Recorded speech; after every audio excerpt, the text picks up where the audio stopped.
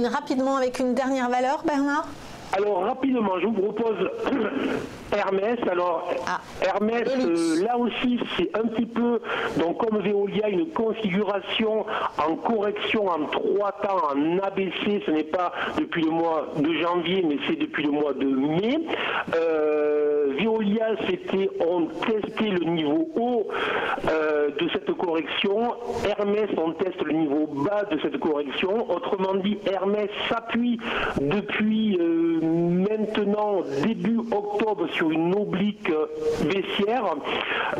Si ça tient, là aussi peut-être essayer de jouer un rebond de cette valeur qui, depuis qu'elle est rentrée dans le CAC, le moins qu'on puisse dire c'est qu'elle ne brille plus vraiment. Si jamais le support venait à céder, donc le support est aux alentours des 475-76, c'est le support qu'il ne faut surtout plus franchir. Si jamais le support cédait, mais plus que probablement les investisseurs iront chercher le gap haussier qui lui avait été ouvert au mois de mars, qui est à 449.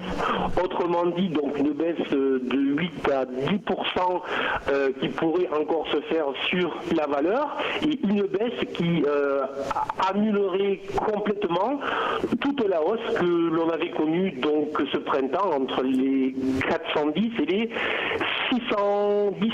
Voilà, donc surveillez la valeur, on est sur des niveaux très importants, et attention, là aussi on a vu cette semaine aux États-Unis avec Tiffany de Sauverer qui a sorti des chiffres très mauvais, qui a chuté très fortement.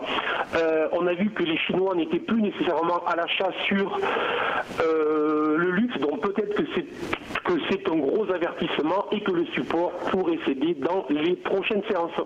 Merci beaucoup Bernard Pradeclos, trader pour compte propre et auteur du livre Stratégie de marché.